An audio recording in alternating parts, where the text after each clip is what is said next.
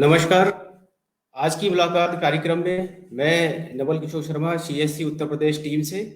आज की मुलाकात इस श्रृंखला में हम लोग आज आधार सीएससी के माध्यम से आधार सर्विस जिसमें कि हमारे बीएलई भाई आधार यूसीएल क्लाइंट के माध्यम से आधार संशोधन का कार्य करते हैं। तो उसके बारे में विस्तृत जानकारी लेकर आपके समक्ष प्रस्तुत हुए हैं। पिछले कुछ एक समय से लगभग 2 महीने से हम लोग एक नया फीचर ऐड ऑन हुआ जो कि आधार ऑनलाइन डॉक्यूमेंट अपलोड का है फीचर है। सभी जो हमारे यूसीएल बीएलई भाई आधार संशोधन का कार्य करते हैं उनके आधार सॉफ्टवेयर में वो एक नया फीचर ऐड ऑन हुआ है। तो आज की मुलाकात कार्यक्रम में आज हम इसी पे विशेषतः बात करेंगे कि ये फीचर क्या है और इसकी जरूरत क्या है और हम इस फीचर के माध्यम से क्या काम करने जा रहे हैं। तो मैं आप सभी के समक्ष एक प्रेजेंटेशन है पीपीटी के माध्यम से हम डिटेल में थोड़ा डिस्कस करेंगे इस फीचर के बारे में।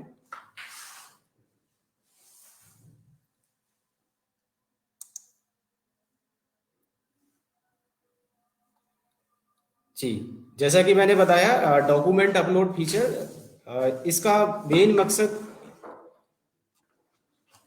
यूआईडीआई के द्वारा एक नया सर्कुलर जारी हुआ है जिसके माध्यम से जो भी आधार कार्ड प्रेजेंट टाइम में 10 साल से पुराने मतलब रेजिडेंट ने अपना आधार आज से प्रेजेंट में 2022 चल रहा है, तो इससे पहले 10, 11, 12 में जो आधार बने हुए हैं एक टेंटेटिव टाइम पीरियड दिया गया है कि 10 साल से पुराने जितने भी आधार हैं और आधार बनने के बाद मतलब रेजिडेंट का जब आधार बना और उसके बाद कभी भी उसने इस बीच इस टाइम पीरियड के दौरान कोई भी चेंजेस अपने आधार में डेमोग्राफिक से संबंधित चाहे उसने अपना नाम हो गया, जन्म तिथि है, पता है, इस तरह का कोई भी चेंजेस अपने आधार में नहीं कराया है, तो इस प्रकार के सभी रेजिडेंट्स को अपने आधार में जो रिसेंट उसके आईडी एड्रेस प्रूफ है पीओआई और पीओए उनको अपडेट कराना मैंडेटरी यूआईडीआई के अनुसार कर दिया गया है। क्योंकि समय समय पे आदमी जो भी रेजिडेंट्स हैं उनकी आइडेंटिटी में कुछ एक चेंजेस होते रहते हैं, जैसे कि मान लीजिए आज रेजिडेंट हम यहाँ रह रहे हैं, अब फिर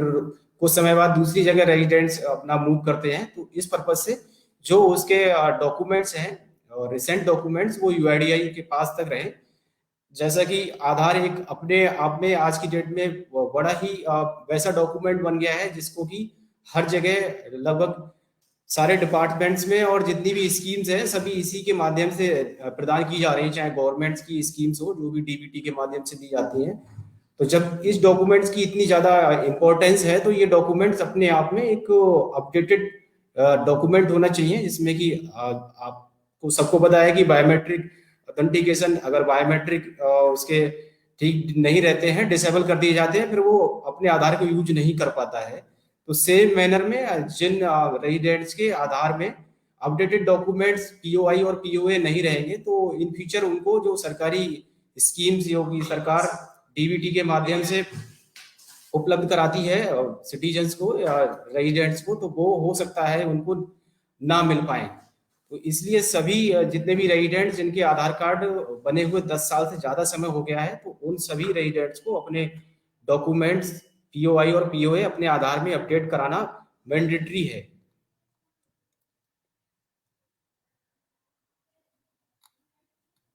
अब बात आती है कि हम लोग जो रेजिडेंट्स हैं उनके आधार कार्ड में डॉक्यूमेंट अपडेट किस तरह से कर सकते हैं। आधार कार्ड में डॉक्यूमेंट अपडेट करने के लिए पीओआई पीओए जो भी हैं आपको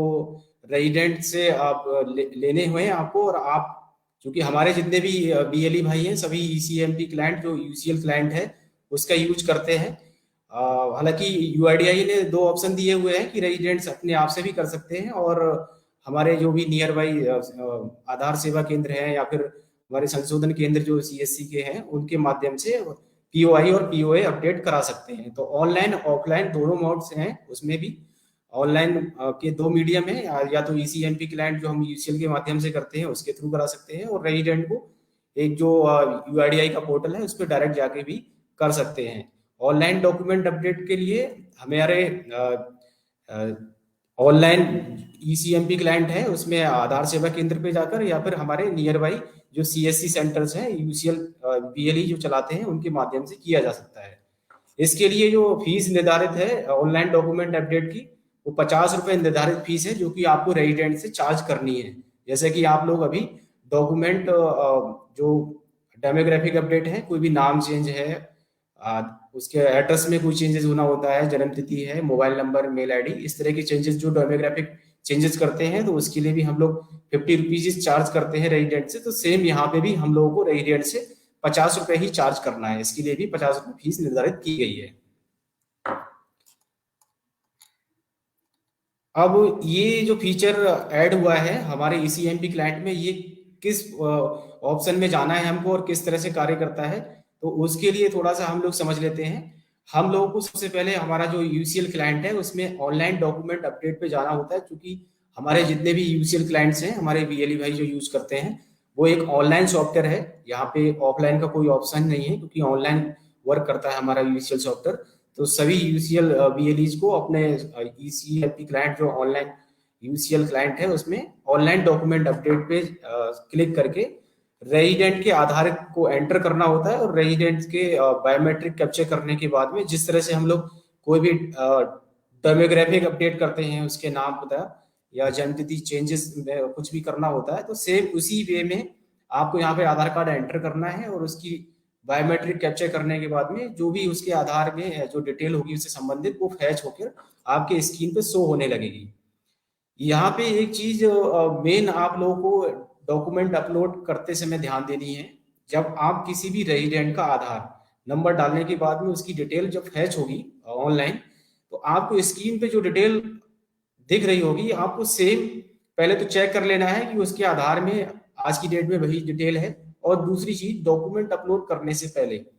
ये मैंडेटरी है कि आप ये चीज चेक कर लें कि जो डिटेल आपके स्क्रीन पे दिखाई दे रही है, तो रेजिडेंट जो डॉक्यूमेंट आज की डेट में लेके आया है अपडेट कराने के लिए, उसका पीओआई है या फिर पीओए है, तो डेट ऑफ बर्थ हो गया, उसका नाम, पता, जेंडर, जितनी भी डिटेल डेमोग्राफिक डिटेल रेजिडेंट की है, जो डॉक्यूमेंट्स वो लेके आया है और आपको जो स्क्रीन पे शो कर रही है, वो बिल्कुल मैच होनी चाहिए। अगर आपको लगता है कि कोई भी रेजिडेंट अपना जो डॉक्यूमेंट लेके आया है उसमें नाम में कुछ चेंजेस है, या एड्रेस में कुछ चेंज है, उसकी डेट ऑफ बर्थ में कुछ चेंज है, और आपको जो स्क्रीन पे दिख रहा है वो कुछ और दिख रहा है, तो दोनों चीजें मैच नहीं हो रही हैं, तो इस केस में आपको डॉक्यूमेंट अपलोड नहीं करने हैं। अदरवाइज वो रिजेक्शन में काउंट होगा, और आपकी जो ऑपरेटर आईडी है उस पर रिजेक्शन काउंट होंगे, और वो सक्सेसफुल डॉक्यूमेंट अपलोड की उसमें नहीं जाएगा। तो इस कैटेगरी में फिर हमें रेजिडेंट को समझाना होगा या बताना होगा उसको कि आप जो डॉक्यूमेंट लेके आए हो उसमें आपकी जो डेमोग्राफिक डिटेल है, जो हमें आपके आधार से फैच होके ऑनलाइन डिटेल आ रही है, उसमें अंतर है दोनों में, इसलिए हम आपके डॉक्यूमेंट अपलोड नहीं कर सकते। अगर रेजिडेंट को जो उसके डॉक्यूमेंट में डिटेल है सेम उसके अकॉर्डिंग अपनी चीजें या अपना आधार को अपडेट करना है, तो उसके लिए हम फिर डेमोग्राफिक अपडेट जो नॉर्मल हम करते हैं उस फीचर पे जाकर उसका पहले डेमोग्राफिक अपडेट करना होगा। और डेमोग्राफिक अपडेट कर देंगे उसके रिसेंट डॉक्यूमेंट से, तो फिर डॉक्यूमेंट अपलोड भी नहीं, जो डॉक्यूमेंट अपलोड वाला फीचर है उसके उस प्रोसेस को हमें फॉलो नहीं करना है। तो ये चीज हम लोगों को ध्यान देनी है कि जो रेजिडेंट डॉक्यूमेंट लेके आया है, डॉक्यूमेंट अपलोड करने हम जब जा रहे हैं रेजिडेंट के, तो उसके आधार में जो आज की डेट में डिटेल है जब वो लेके आया है, प्रेजेंट टाइम में जो पीओआई और पीओए वो प्रस्तुत कर रहा है, या जन्म तिथि से संबंधित जो डॉक्यूमेंट वो प्रस्तुत कर रहा है, उन डॉक्यूमेंट्स में जो डिटेल है आधार से बिल्कुल मैच होनी चाहिए, तभी हम डॉक्यूमेंट अपलोड फीचर पे जाकर उसके डॉक्यूमेंट अपडेट करेंगे। अदरवाइज उसको अगर जरूरत है अपने डॉक्यूमेंट को के अनुसार आधार को कराने की, तो फिर वो डेमोग्राफिक अपडेट जो नॉर्मल हम करते हैं नॉर्मली, उस फीचर के थ्रू उसका डेमोग्राफिक अपडेट हमें करना है। यहाँ पे एक चीज ध्यान देने वाली और भी है, यूआईडीआई के अनुसार जैसे हमें पीओआई, पीओए और रिलेशनशिप प्रूफ हो गया, या बर्थ से संबंधित जो डॉक्यूमेंट्स की लिस्ट हम लोग को शेयर की हुई है,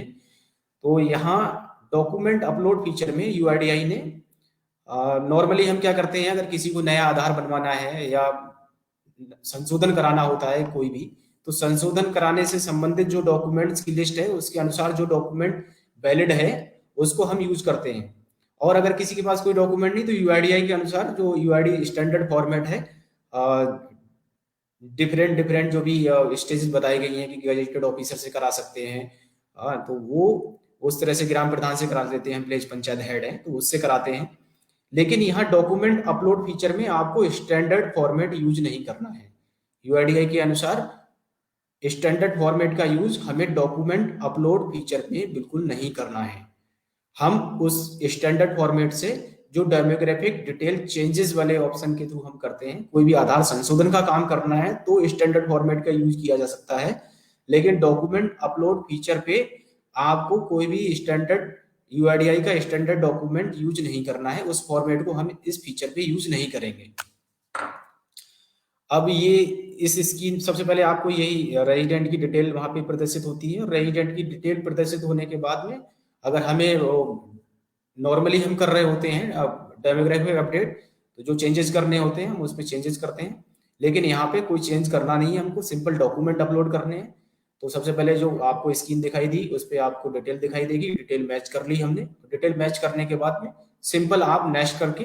नेक्स्ट पेज पे आ जाएंगे जहाँ पे हम डॉक्यूमेंट स्कैन करते हैं। तो पीओआई पीओए दोनों ऑप्शंस पे आप लोग सेलेक्ट करके डॉक्यूमेंट अपलोड कर देंगे। यहाँ पे कुछ एक इश्यूज ये आ रहे हैं कि हम लोग जैसे मान लीजिए वोटर आईडी है, वोटर आईडी है या कुछ डॉक्यूमेंट्स और भी हैं जो कि आईडी एड्रेस प्रूफ दोनों के लिए कंसीडर किए जाते हैं। तो हम जल्दबाजी में वोटर आईडी को केवल आईडी प्रूफ में स्कैन कर दिया और एड्रेस प्रूफ में उसको चूज करके सबमिट नहीं करते हैं। लेकिन आपको ये चीज ध्यान देनी है, वोटर आईडी है या कुछ और डॉक्यूमेंट जो कि आईडी एड्रेस प्रूफ में कंसीडर किए जाते हैं, और दोनों जगह आप उसको ही उस डॉक्यूमेंट को ही यूज कर रहे हैं, तो आपको मैंडेटरी है कि आईडी एड्रेस प्रूफ में वो डॉक्यूमेंट स्कैन होके अपलोड हो। फॉर एग्जाम्पल वोटर आईडी का ही एग्जाम्पल मैं आपको दे रहा हूँ कि आईडी प्रूफ में भी लिया जाता है उसको, एड्रेस प्रूफ में भी लिया जाता है। तो आईडी प्रूफ में भी वोटर आईडी स्कैन करके अपलोड करेंगे हम, और एड्रेस प्रूफ में भी वोटर आईडी स्कैन करेंगे और अपलोड होगा वो। ऐसा नहीं है कि हमने सेलेक्ट तो कर लिया आईडी एड्रेस प्रूफ में वोटर आईडी, लेकिन हमने स्कैन केवल करके आईडी प्रूफ के रूप में ही उसको अपलोड किया। जो डॉक्यूमेंट अगर आप दोनों फील्ड्स में कंसीडर कर रहे हैं आईडी एड्रेस प्रूफ के लिए, तो 2 बार स्कैन होकर दोनों ही जगह अपलोड होना मैंडेटरी है। अदरवाइज वो डॉक्यूमेंट रिजेक्शन में जाएगा और ये एरर काउंट हमारी ऑपरेटर आईडी पे काउंट होंगे। तो ये हम लोग ध्यान रखेंगे कि ऐसे डॉक्यूमेंट जो कि दोनों फील्ड्स में हम चूज कर रहे हैं तो 2 बार स्कैन करके दोनों ही ऑप्शंस पे हमको अपलोड करने हैं। डॉक्यूमेंट अपलोड कर दिया, फिर उसके बाद में सेम जैसे हम लोग वेरीफाई करते हैं, ऑपरेटर हमारे वेरीफाई करने के बाद और लास्ट में पैक कोड जनरेट करके और पैक कोड वैलिडेट करने के बाद एनरोलमेंट स्लिप, ये जो भी ऑप्शंस होते हैं जो प्रोसेस है उससे गुजरते हुए लास्ट में हम लोगों का जिस तरह से डेमोग्राफिक अपडेट करते हैं सेम उसी वे में जो रिसिप्ट निकल के एनरोलमेंट स्लिप आया उसको और हमने एनरोलमेंट फॉर्म दोनों को स्कैन करके उन्हें भी अपलोड कर दिया, और अपलोड करने के बाद में कंप्लीट एनरोलमेंट पे क्लिक करेंगे तो हमारा इस प्रकार डॉक्यूमेंट अपलोड का जो प्रोसीजर है वो प्रक्रिया कंप्लीट हो जाती है।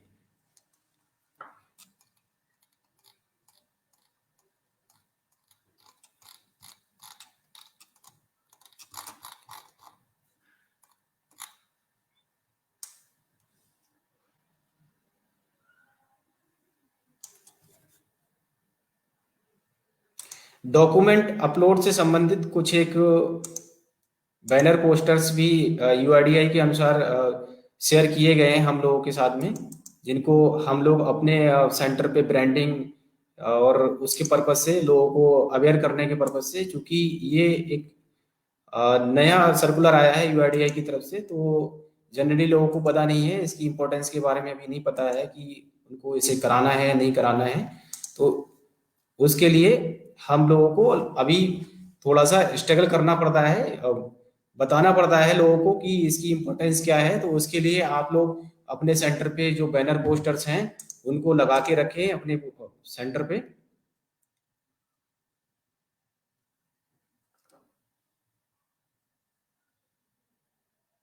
कुछ बैनर पोस्टर्स मैं आपको यहाँ पे स्क्रीन पे भी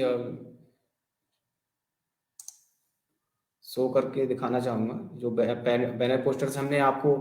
मेल के माध्यम से भी शेयर किए हुए हैं।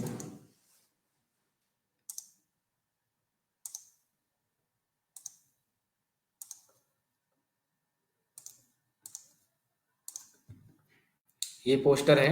जो कि आप लोग अपने,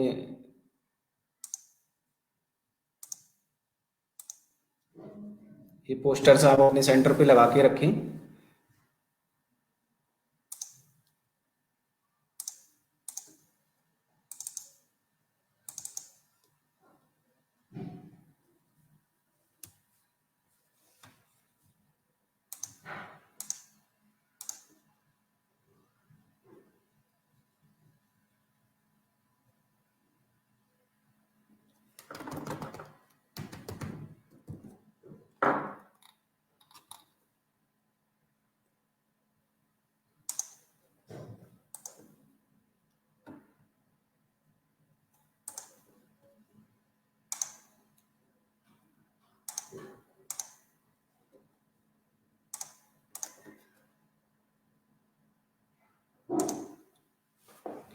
इसके अलावा सभी बीएलई भाइयों से अनुरोध रहेगा मेरा कि जो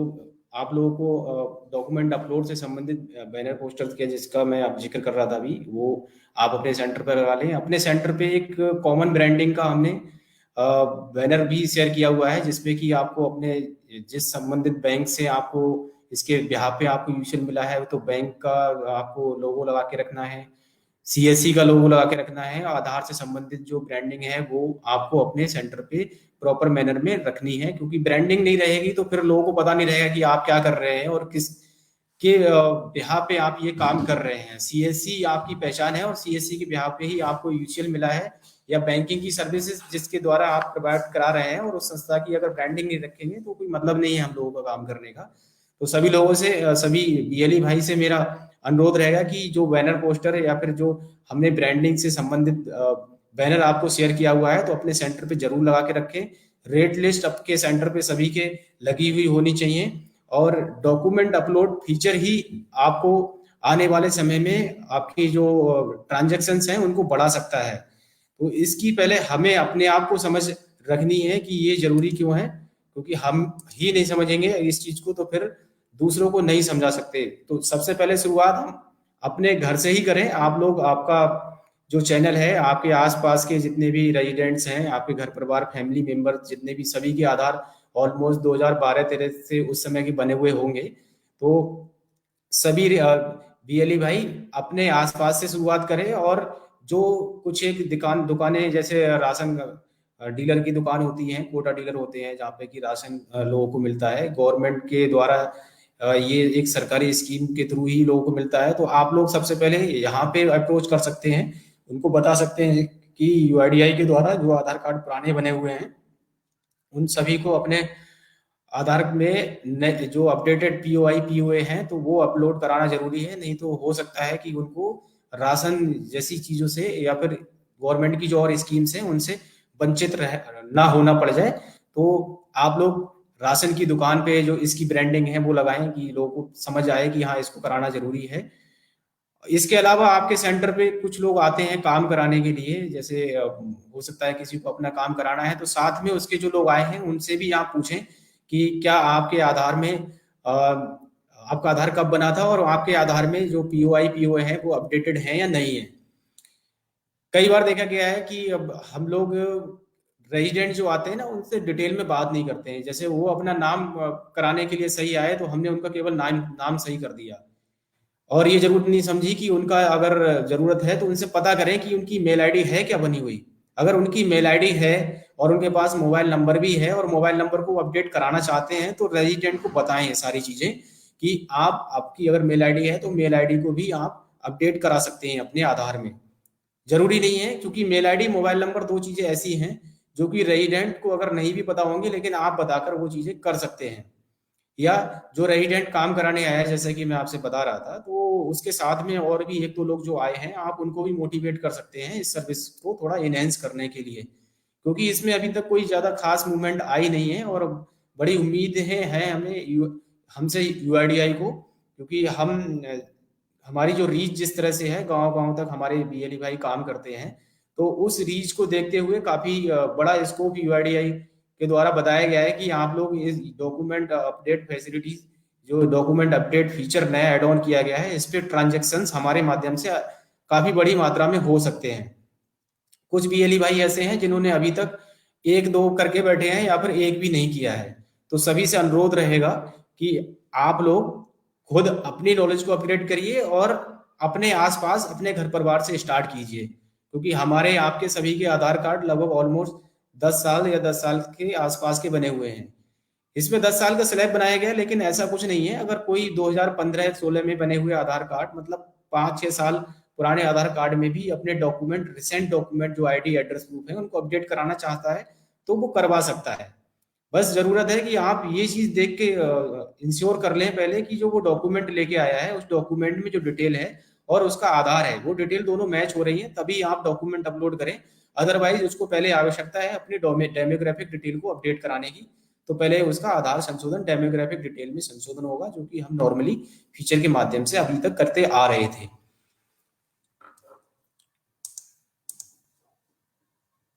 इसके अलावा आप सभी बीएलई भाइयों से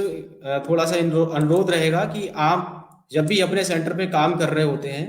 तो कुछ एक बिहेवियरल, व्यवहारिक चीजें हैं जो कि हमें रेजिडेंट्स के प्रति ध्यान देनी है।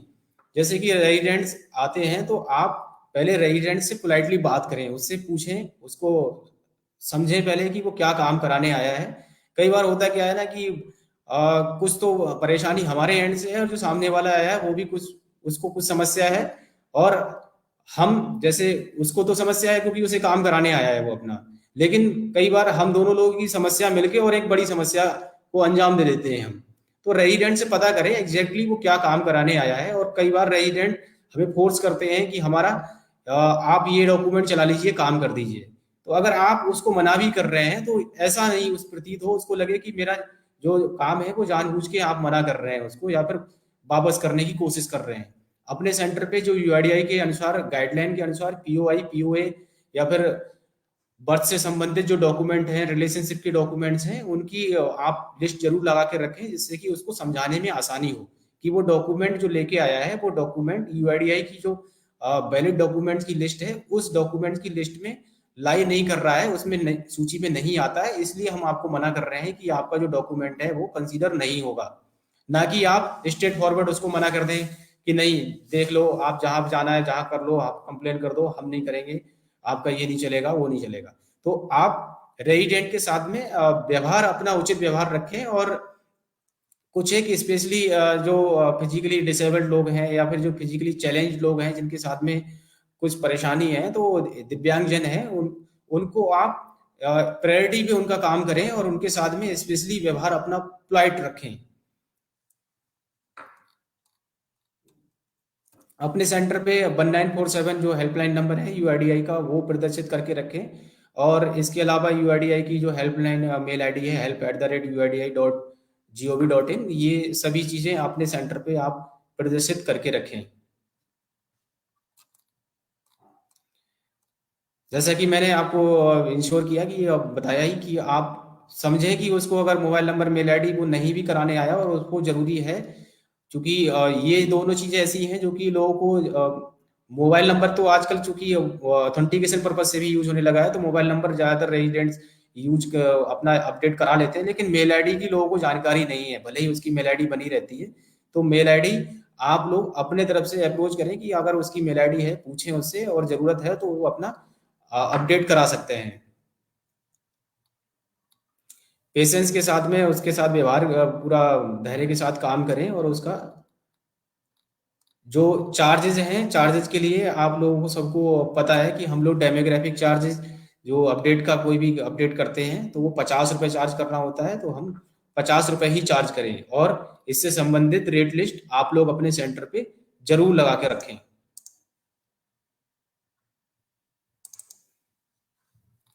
किसी भी तरह से कुछ भी कहीं पे कुछ कंप्लेन्स आती हैं, कई बार ओवर चार्जिंग की कंप्लेन्स आती हैं। अभी डॉक्यूमेंट्स एरर के बिहाफ पे पिछले कुछ एक महीनों से लगातार सस्पेंड ऑपरेटर होते रहते हैं। तो ये सभी यूआईडीआई की गाइडलाइंस को जो लोग फॉलो नहीं कर पाते हैं या जिनके साथ में कुछ इश्यूज रहते हैं, कुछ कंप्लेन्स रहती हैं, तो उसके लिए यूआईडीआई जब से आधार एक्ट बना है, तो आधार एक्ट में जो सेक्शन वाइज कुछ एक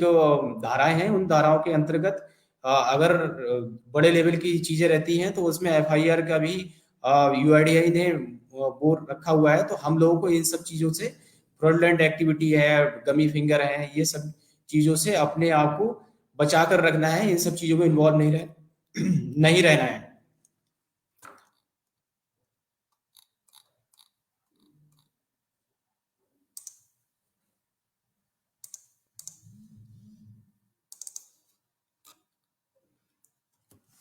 दो चीजें आप लोगों को और मैं बताना चाहूंगा।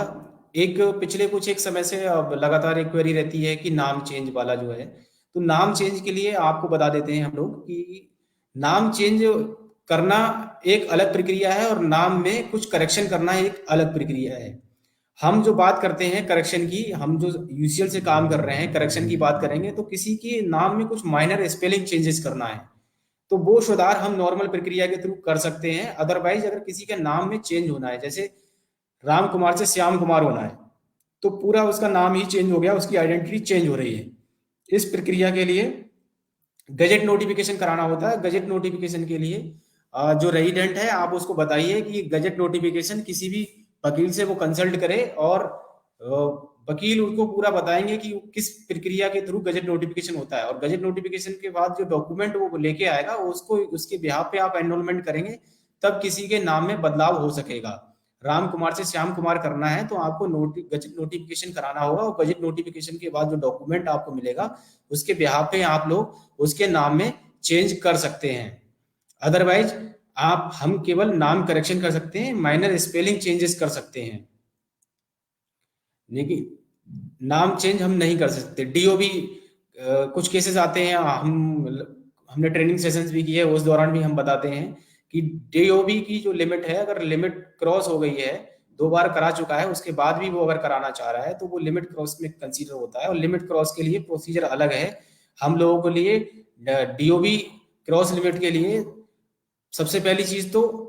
जन्म प्रमाण पत्र, बर्थ सर्टिफिकेट ही मान्य होता है। बर्थ सर्टिफिकेट उस रेजिडेंट का आपको मांगना है उससे। इसके अलावा कोई और डॉक्यूमेंट आप लोग, मार्कशीट है, पैन कार्ड है, या और भी जो हमारे बर्थ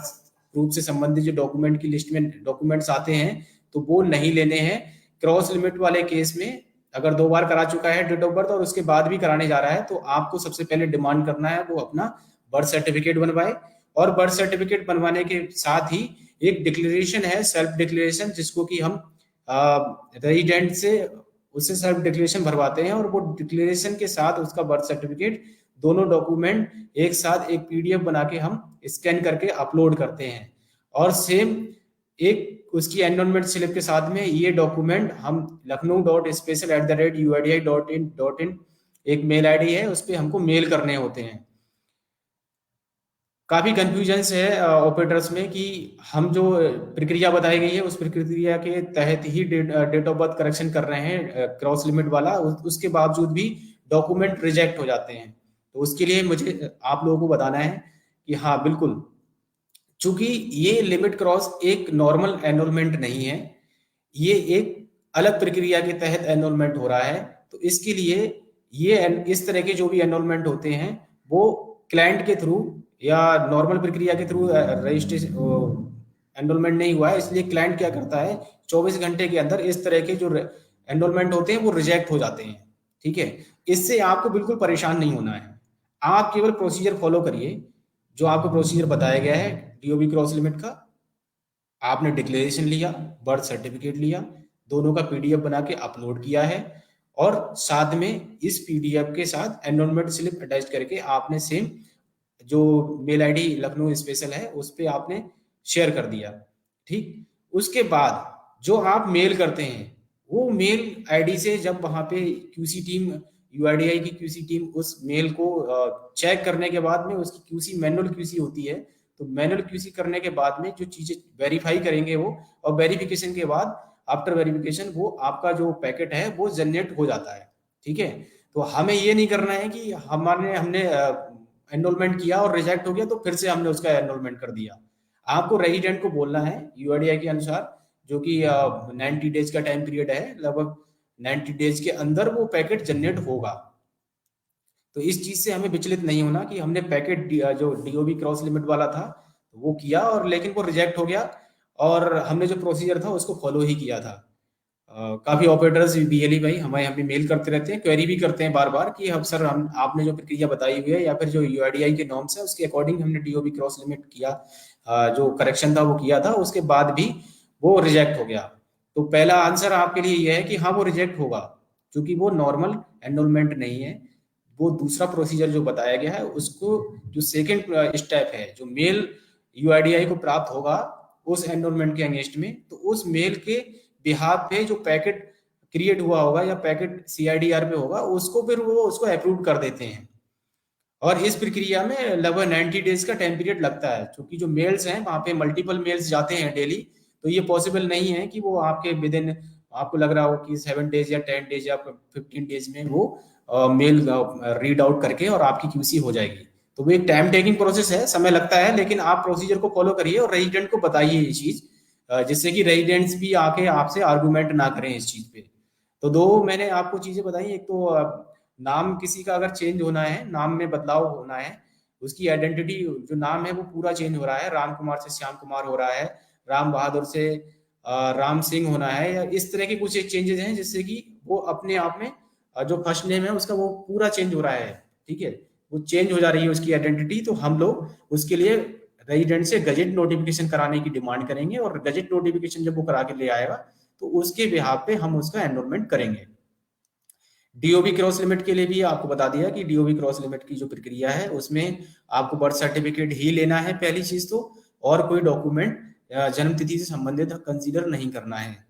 क्रॉस लिमिट में, और डिक्लेरेशन लेनी है, दोनों की पीडीएफ बना के आपको अपलोड करनी होती है, और उसके बाद में फिर उसको आरओ को भी मेल करना होता है अलॉन्ग विद एनरोलमेंट स्लिप। और जैसे ही वहां पे आरओ के द्वारा वो मेल्स जो पहुंचते हैं उन मेल्स को वेरीफाई करके चेक किया जाता है, चीजें ठीक पाई जाती हैं, तो फिर वो एनरोलमेंट प्रोसेस कर दिए जाते हैं, वो जनरेट हो जाता है, उसकी जन्मतिथि अपडेट हो जाएगी। इसके अलावा आपको और कोई प्रोसीजर या किसी और के बहकावे में नहीं आना है। अभी कुछ एक कंप्लेंट्स भी आई हैं कुछ एक समय से कि आधार यूसीएल पे कुछ लोग गलत तरीके से मेल प्रैक्टिस कर रहे हैं, तो आप सभी लोगों से अनुरोध है कि किसी भी तरह के ऐसे व्यक्ति के संपर्क में अगर आप की कोशिश कर रहा है, तो आप तुरंत हमारी जो यूआईडी स्टेट टीम है या डिस्ट्रिक्ट मैनेजर्स हैं, हमारे सीएससी के डिस्ट्रिक्ट मैनेजर्स, उनको इसके बारे में अवगत कराएं, किसी के बहकावे में बिल्कुल भी नहीं आए। आप जो काम कर रहे हैं ईमानदारी से काम करें। आधार संशोधन के लिए 50 रुपीज ही फीस चार्ज लेनी है आपको, इसके अलावा कुछ और चार्ज नहीं करना है। अगर रेजिडेंट्स आपके यहाँ पे प्रिंट आउट आधार प्रिंट कराने आता है, तो जब उसका आधार कार्ड जनरेट हो जाएगा, प्रिंट जब वो निकलवाने आएगा, उस समय पे आपको वो फीस चार्ज करनी है प्रिंट आउट की। इसके अलावा आप मल्टीपल सर्विसेज करते हैं आप सेंटर पे, चूंकि जो हमारे जितने भी सीएससी सेंटर हैं उस पर और भी सर्विसेज डिलीवर होती हैं, आप वो कोई सर्टिफिकेट जारी कर रहे हो, आयुष्मान में उसको एनरोल कर रहे हो या कुछ भी कर रहे हो, तो रेजिडेंट को अच्छे से समझा के भेजें कि हमने आपसे जो आधार संशोधन प्रक्रिया है उसके लिए 50 रुपए चार्ज किए हैं, आपने जो और काम कराया है उसके लिए चार्ज हुआ है। क्योंकि ज्यादातर ये देखा गया है कि जब भी कोई कंप्लेन आती है तो फिर बाद में हम लोग थोड़ा सा इस चीज को सफाई देने की कोशिश करते हैं कि हमने कुछ और काम किया होगा, लेकिन ऐसा नहीं है। अगर ऐसा है तो फिर आप रेजिडेंट को अच्छे से समझा के भेजें, नहीं तो आप अपने सेंटर को इस तरह से मैनेज करें कि आपका जो आधार यूसीएल सॉफ्टवेयर जिस लैपटॉप पे काम कर रहा है, तो उसके लिए एक सेपरेट पोर्शन कर दें, जिससे कि जो रेजिडेंट आपके यहाँ सेंटर पे काम कराने आएगा तो उसको एक अलग पोर्शन मिलेगा, दिखाई देगा कि हाँ ठीक है, यहाँ पे मैंने आधार संशोधन का काम कराया, बाकी और सर्विसेज के लिए जो चार्जेस थे वो मैंने दिए हैं। और रेजिडेंट को अच्छे के समझा के भेजें इस चीज के लिए, किसी के बहकावे में नहीं आए कि वो गलत कर रहे हैं तो हम भी ऐसे कर रहे थे। प्लीज सभी से आपसे अनुरोध है कि आधार संशोधन की जो फीस है 50 रुपए वही चार्ज करें। अभी जो नया एक फीचर एड ऑन हुआ है डॉक्यूमेंट अपलोड फीचर, तो इस पे भी हमें केवल 50 रुपए ही चार्ज करना है, जो निर्धारित शुल्क है। इसे अनुरोध है, डॉक्यूमेंट अपलोड जो फीचर है अभी हमें बहुत ज्यादा मेहनत करने की जरूरत है, क्योंकि इस प्रोजेक्ट पे अभी तक बिल्कुल भी मूवमेंट नजर नहीं आया। अगर बात करें हम नॉर्मल आधार संशोधन की, तो अब पिछले कुछ एक महीने से बहुत कम ट्रांजेक्शन हो रहे हैं। अगर पर बीएलई बात करें तो कुछ एक हमारे जो ऑपरेटर्स हैं एक दिन में 1 2 3 4, कुछ जो अच्छी लोकेलिटी में अपना सेंटर रन कर रहे होंगे तो वहां पे 10 15 तक कर ले रहे होंगे, जो कि एक टाइम पे 20 25 और यूआईडीआई भी हमसे ये एक्सपेक्ट करता है, जिस तरह से हमारी रीच है और जो नंबर्स हैं हमारे, कि हम प्रतिदिन कम से कम 15 से 20 रेजिडेंट को आधार संशोधन या फिर आधार अपलोड की जो प्रक्रिया है उससे एंगेज करें। तो आधार संशोधन का तो ठीक है, इसको हमें लग रहा है कि कम हुआ है, लेकिन आधार अपलोड में काफी बड़ा स्कोप है, क्योंकि अभी एक नया एड ऑन फीचर है और एक नया प्रोजेक्ट आया है, तो इस पे अभी लोगों ने बिल्कुल ही काम नहीं किया है, न वो कराने के लिए मतलब तैयार भी हैं। तो हमें उन्हें तैयार करना है, हमें उन्हें जागरूक करना है कि ये जो फीचर है, आप इस प्रोजेक्ट के थ्रू आप अपने आईडी एड्रेस प्रूफ करा लीजिए। हो सकता है आने वाले समय में जो सरकारी स्कीम है, जो कि गवर्नमेंट आधार के थ्रू ही सारी डीबीटी के माध्यम से आम जनमानस को सारी सुविधाएं पहुंचा रही है, तो आने वाले समय में हो सकता है कहीं ऐसा ना हो कि उन्हें सरकारी जो स्कीम्स हैं उन योजनाओं का लाभ ना मिल पाए। तो आप मोटिवेट करें, पहले अपने आप को एजुकेट करें, अपने घर परिवार, अपने सराउंडिंग लोग जो आपके लोग रहते हैं उनसे शुरुआत करिए, और प्रतिदिन कम से कम 10 का आप लेके चलिए कि हमें 10 लोगों को मोटिवेट करते हुए आधार डॉक्यूमेंट अपलोड जो फीचर है उसके थ्रू उनका डॉक्यूमेंट अपलोड करने हैं, पीओआई पीओए। इसके अलावा और कुछ ज्यादा इसमें डिफिकल्टीज नहीं है। बाकी आप लोग सब लोग आधार ईसीएल पे काम करते हैं, तो सॉफ्टवेयर के बारे में सबको वेल नोन है कि कहाँ से कैसे क्या करना है। ये जो फीचर है, हमारा जो ईसीएमपी क्लाइंट है 166 वर्जन है, जिसमें कि 167 168 जो फीचर है वर्जन है उस पे चल रहा है।